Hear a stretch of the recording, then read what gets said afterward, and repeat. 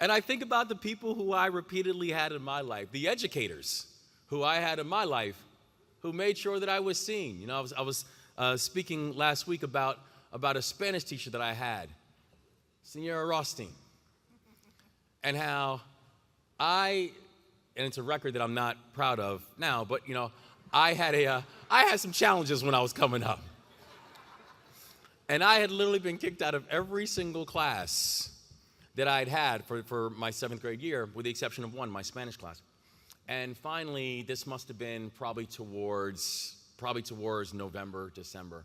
I was acting up in Senora Rothstein's class, and finally she told me, she's like, get out and go to the principal's office. And so I went to the principal's office, and I know exactly where it was because I was there all the time. And I went to my seat, which almost felt like my assigned seat at that point in life. And she came into the classroom, and I will never forget this. She came into the classroom, and she came into the principal's office. I'm sitting there with the principal and Senora Rothstein, and she has tears in her eyes. And I was like taken back by the fact that she was emotional standing there. And she said to the principal, she said, do you know the thing that hurts me the most? It's not what he's doing to me, it's what he's doing to himself. And she said, what hurts me the most is, he doesn't understand how smart he is. I had never had someone say that about me, that I was smart.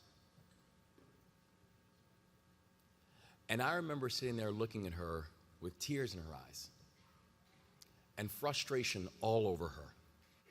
But knowing that the frustration was not about her, it was about me. And how it hit me so hard that I remember the next day I went in and I sat at the front of her class, and I stayed there for the rest of the year. I worked so hard that year,